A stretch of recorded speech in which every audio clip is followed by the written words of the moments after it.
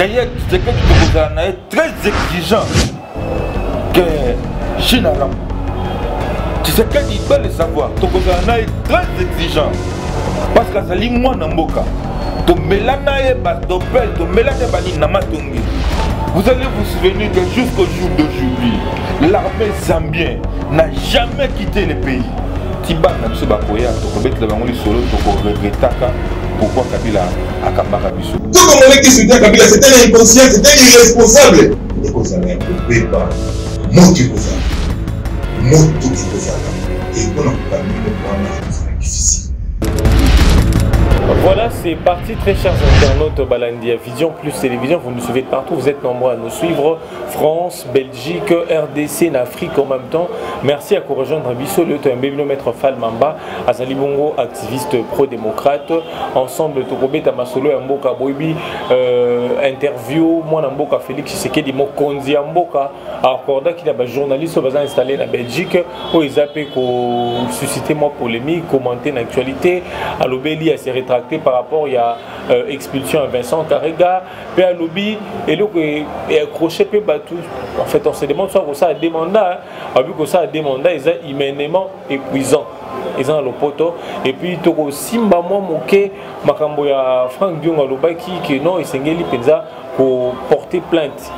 Et l'ongona famille politique naie contre Joseph Kabila pour na double casquette au hasard au jour n'angomo n'amboka Fall Mamba. Bonjour et bienvenue. Bonjour papa, merci beaucoup. Activiste, coordonnateur, il y a un mouvement citoyen Kogito. Fall Mamba d'abord réaction en lecture naio en tant que Osamoto Maele sur interview au mon amboka Félix Tshisekedi Mokonzi amboka accorda qui n'a pas journaliste au bazin installé en Belgique. Félix Tshisekedi étant président de la République, c'est-à-dire Mokonzi Mboka, et tango bana mboka bapona qui est kozala Mokonzi Mboka, Félix Tshisekedi azalaki ko incarner ba espoir ya peuple, c'est-à-dire batutu bazalaki ko espérer na Félix Tshisekedi ba biloko ebele, mais toko constater que au fur et à mesure Félix Tshisekedi, na moi mitu ya bato belé, il commence petit à petit à décevoir. Pourquoi? Parce que vous allez remarquer que notre président, il est beaucoup plus basé non seulement na ba solution adéquate, mais beaucoup plus il matait sur des réactions. Et je prends un exemple en ce qui concerne le discours du président. Mais quand le président cherche à se justifier par rapport au Yakozala épuisé, quand il faut faire des mandats, de l'autre côté, quand le président s'explique par rapport il y a expulsion, il y a Vincent Karega, vous allez comprendre que cela ça pose problème. Parce que le peuple congolais, en votant M. Tshisekedi, le peuple congolais a voté parce qu'il savait que Tshisekedi allait apporter beaucoup de choses. Parce que nous sommes restés dans la nostalgie de fait Etienne Tshisekedi.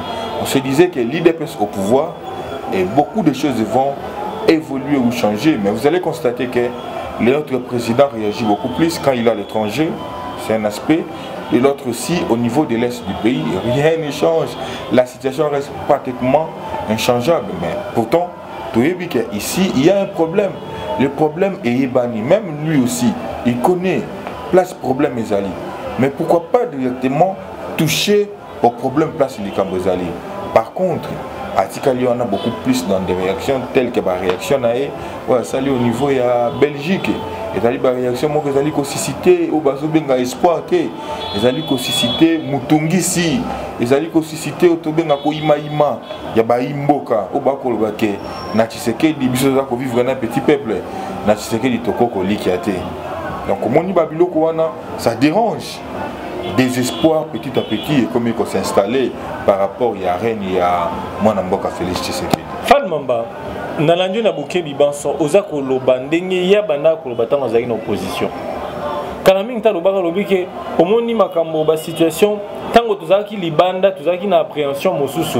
Mais tango to koti na kati ya système de remarquer que auto bande koloba libanda eza yango te eza lelo na même stade de loza nango ozomona mokonzi ya mboka akoti mais eza pour no koti système te so koti système peut-être pour changer langage okoma na langage akomi nango lelo langage moko conciliant langage moko luka ko moto à tout moment na boité omoni muto nga na bengaka e compatriote na ngaki China Rambo omoni ezali presque même politique oyo China Rambo amemaki mboka. C'est-à-dire il a géré le pays avec beaucoup de désaccords. Zomonati Kabila Longwe na Bokonzi, malgré il nous a dirigé par défi. Comment Kabila n'a rien fait. Coup de chapeau na mwana mboka quand Karmapa nous montre l'état où se trouve Mama Embo. Ils ont résumé règne ya Kabila. Les appétits les lona Tshisekedi Mama Embo changé té. Mama Embo ba condition banana ngona Kabila les ali lotina Tshisekedi. C'est ce que j'ai dit. Aujourd'hui, tant que yo le bili kambuyake, ngai nazolo baboye po nanu nakoti na système té. Tant on a kokota na système, na kokoma pe na discours ya réconciliation tout. Écoutez, bakambaka pays na défité. Mais bakambaka pays c'est quand tu connais et quand tu sais que non, je suis face à mes responsabilités, il faut na sala yango. Mais vous allez comprendre que moi, Namboka Félix Tshisekedi est à un niveau de la présidence, ça pose problème. Ça pose problème comment? La plupart, il y a bateau basali tout autour, il y a Tshisekedi, est-ce que toujours comme tout na mituna, baïbi saka est vérité?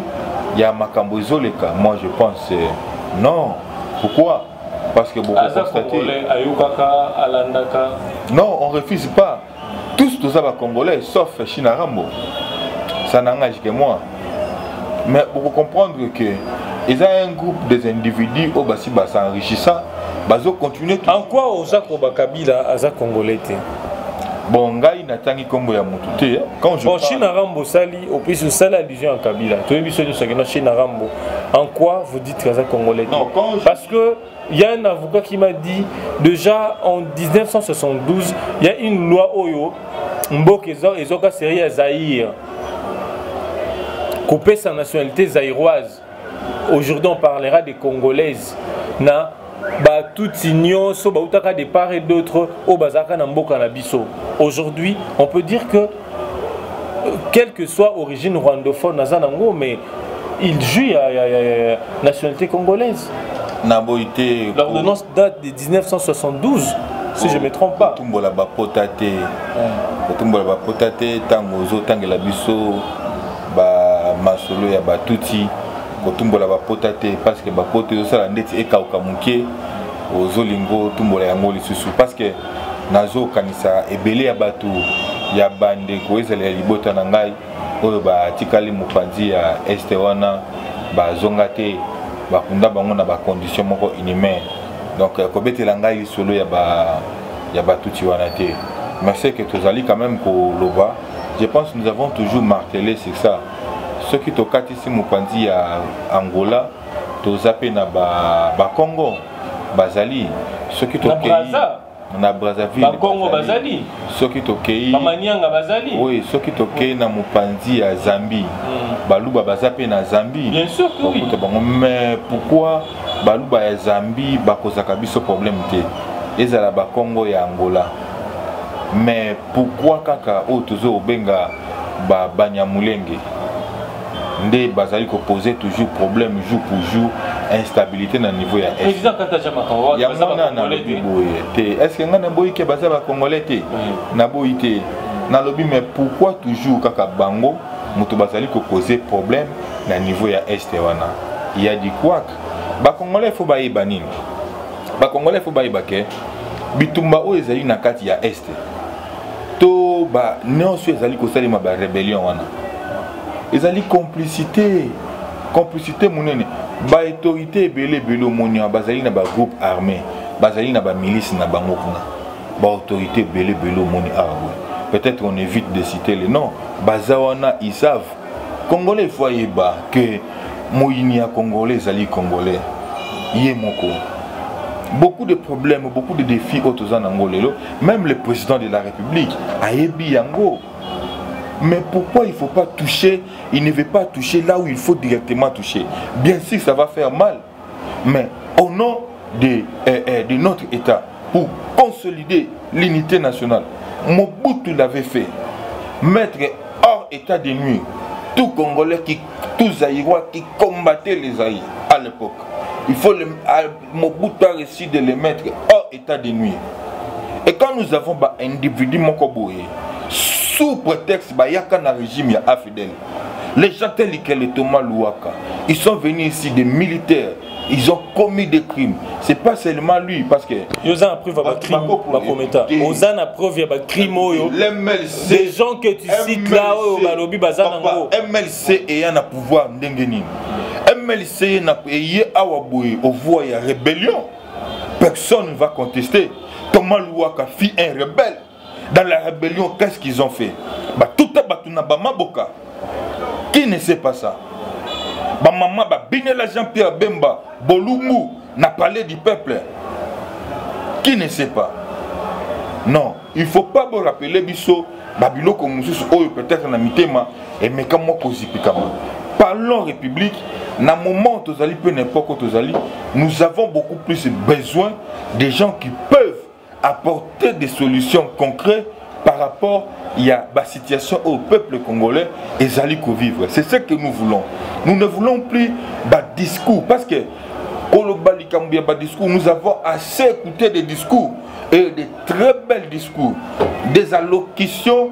Si aujourd'hui tu veux mettre un livre, vous allez voir que nous avons de très belles allocutions.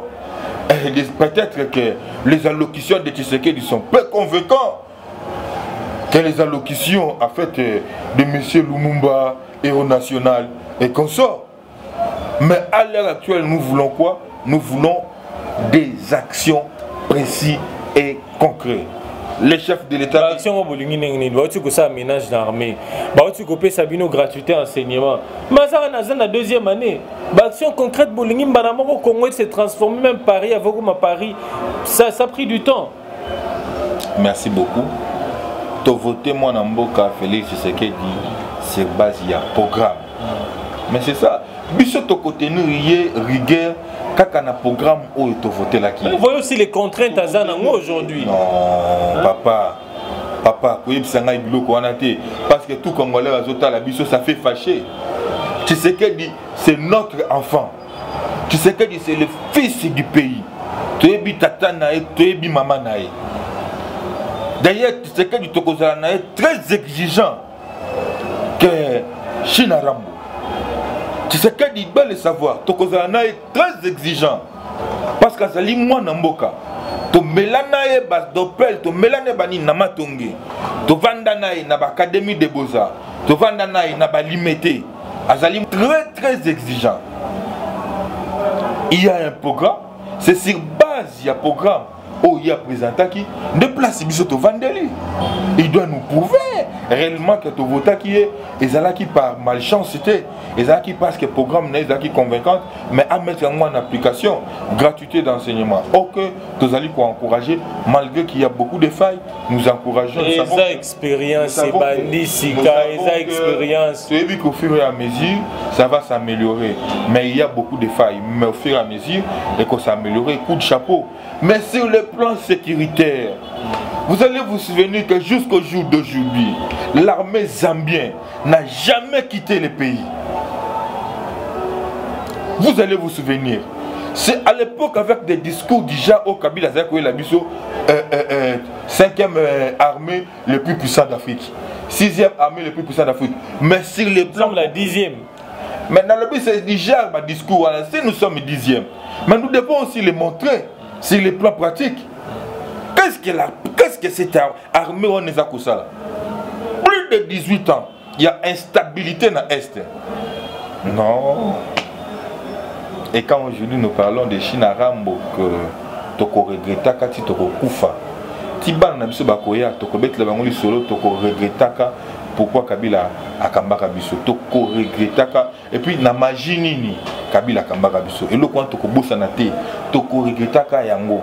Mais Bana Nabiso Pe, Bako traité Biso na rigueur Makasi, Ndenge Nini, un individu comme Chinarambo pouvait en fait nous gérer pendant plus de 18 ans pour avoir des résultats.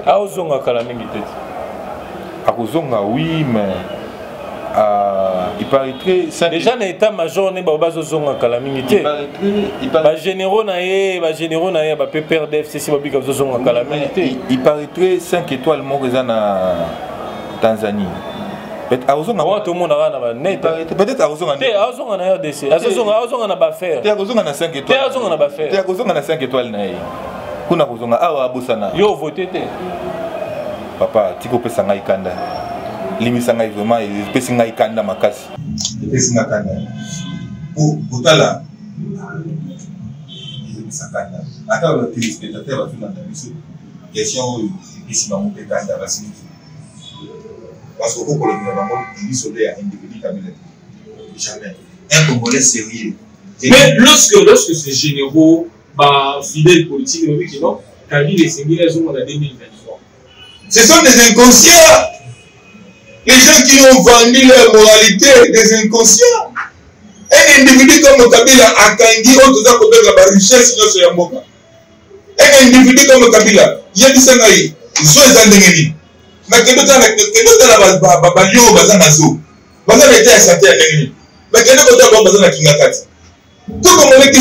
c'est un inconscient, c'est un irresponsable. C'est un irresponsable. Un Congolais sérieux ne peut pas soutenir Kabila, ne peut pas même cohabiter avec M. Kabila. C'est ça. Nous sommes des Congolais conscients et des Congolais responsables. Nous aimons notre pays. Nous, c'est la patrie ou rien. L'individu Kabila ne représente quoi pour nous? Falmamba, dernière question pour tout ce cas-là. Dans le Cabo, il y a Franck Diongo, vraiment un télémélie double statut, un chef Kabila qui est en même temps sénateur à vie, qui est en même temps ancien président, il doit avoir ancien chef de disons que ça y est, évidemment, certains avantages à prétendre, à annoncer au type à plainte à la Cour de cassation déjà dans les jours qui viennent. Position par rapport à cette déclaration. Position Nangaï des Alibouye, de Franck Diongo, vous allez comprendre le souci de Franck Diongo. Pour aller mon amboka, on y maquille au Manazanamo, de maquiller pas Franck Diongo. Et maquille au Manazanamo, les a maquillés, les pas Chinaram. Franck Diongo, il a intérêt, ça, c'est d'où le Phoenix pour la lobby. À votre gouvernement. Maquille au Manazanamo, les a maquillés, les pas Franck Diongo. Mais ceux qui font Diongo, ça là-bas. J'ai tout pour côté de notre gouvernement. Bon, Azana agenda n'a étant politique. Il sait comment jouer l'agenda. Mais dans l'Ikambo Italie, d'abord, loi portant statut à l'ancien président. Les alliés loi où Bissonion se m'a comment il faut se mobiliser pour la loi Ezala modifier et amender. D'abord, un. Deuxièmement, dans l'Ikambo Italie, Joseph Kabila, sénateur à vie. Mais ce sont des cas où les Congolais ou bien dans l'Assemblée nationale, parce que l'Assemblée nationale, nous avons une unité. Nous avons été au Toko Kolobé. Et ils ont mis au peuple. Nous avons la pression pour que double casquette et ça la ligne et oui. Ou soit on respecte par rapport au salaire naïf, on paye un ancien président comme étant un ancien président. Statut on a sénateur à vie, ils ont statut honorifique. Ils ont la statut honorifique, mais on les paye étant que ancien président.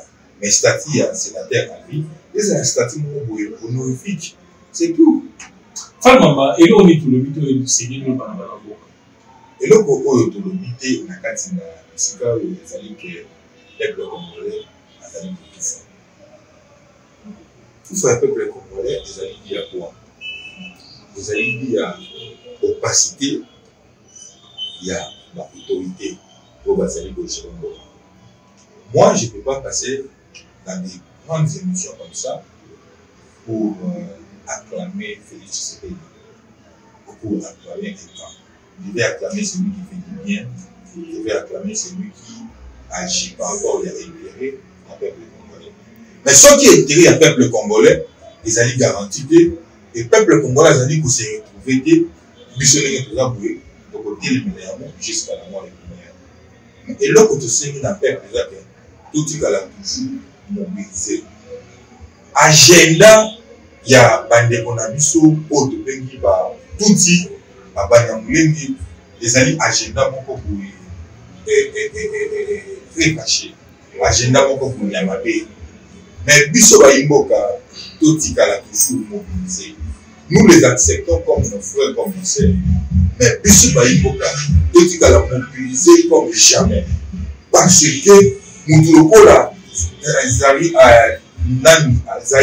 Azarias Ubewa ministère wana azali occupé ezali atatape mama na été. Ministère wana ezali ministère de la République. Zali Ngoma, on doit l'affecter Azarias Ubewa.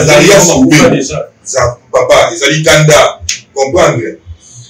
Azarias Ubewa, ministère wana ezali atatape mama na été.